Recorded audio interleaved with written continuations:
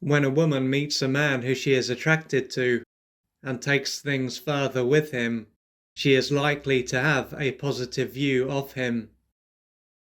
For example, she can see him as a man who is loving, kind, and protective. Due to this, when she thinks about him and is with him, she can feel loved, valued, desired, and safe. As a result of this, she could spend time thinking about being in a relationship with him and even starting a family. As far as she is concerned, then, the view that she has of him will be who he is. Therefore, it is not going to be a view that is being shaped by who she wants him to be. It will be a reflection of reality. However, as time passes, she could find that he is very different to how he was in the beginning. He could end up being cold and indifferent, cruel and even physically abusive, for instance. Assuming that this was to occur, she could come to the conclusion that he was deceiving her in the beginning. So, after he received what he needed, and she became attached to him, he changed. Thus, she will have been taken advantage of, and he will be to blame for the suffering that she is going through. In other words, she will be a victim, and he will be a perpetrator.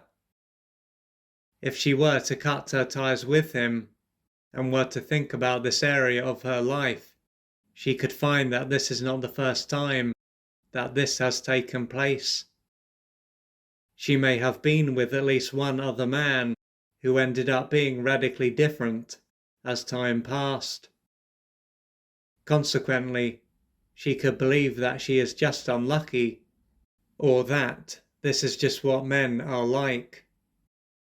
If she does believe that she is unlucky, she is going to have to wait until her luck changes. And if she believes that this is just what men are like, she will have to stay single forever. Now, while it may seem as though she ended up being deceived and taken advantage of, what if her brain played a part in why she was deceived and ended up being taken advantage of? Upon hearing this, she might wonder how her brain could have played a part in what took place.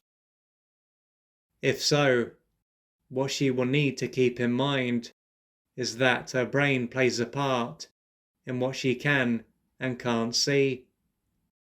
What this means is that even though it will have seemed as if a man was one way and then changed, there is a strong chance that the signs were there, but her brain stopped her from being able to see them. It was then not that she was purely being deceived by him, it was that she was also being deceived by herself. It can seem strange as to why her brain would have done this, especially as she will have suffered. Her brain wasn't trying to cause her to suffer though, it was trying to meet certain needs. There will have been the needs that she was aware of, and the needs that were outside of her conscious awareness. When it comes to the former, this will largely relate to her adult needs. When it comes to the latter, this will largely relate to her unmet developmental needs. Naturally, her adult needs are very different to the needs that were not met during her formative years. Most of these unmet developmental needs will be held inside her unconscious mind, but they will play a part in what she craves and how she sees a man.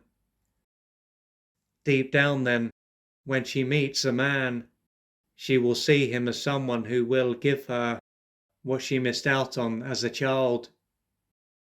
Along with this part of her will also cause her to be drawn to a man who will cause her to re-experience what it was like for her as a child. What this illustrates is that, compared with her conscious mind doesn't have much of an effect when it comes to who she is or isn't attracted to, and the experiences that she has thereafter. The reason this part of her will not only make her look for what she missed out on as a child, but from people who can't provide it, is that it has no sense of time and is blind. It then doesn't realize that this stage is over and that other men are not her mother or father. Ultimately, this part of her is carrying a lot of pain and accepting the reality that this stage of her life is over will be very painful. It is even more painful, at least in the short term, than it is for her to re-experience depriving situations over and over again.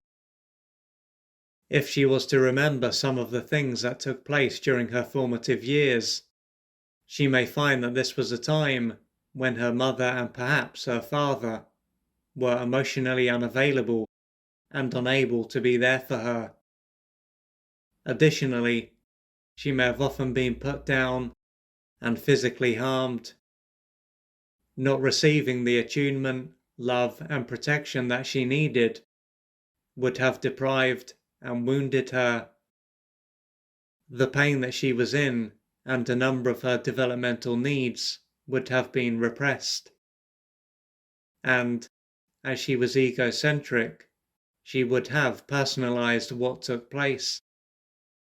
For her to be able to see a man clearly and no longer look for what she missed out on as a child or create depriving situations, she will have pain to face and work through and unmet developmental needs to experience.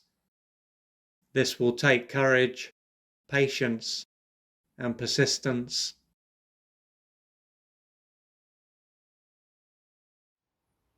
If you would like to find out more about the services that I offer, please go to www.oliverjrcooper.co.uk or email me at info@oliverjrcooper.co.uk, and I'm looking forward to assisting you on your journey.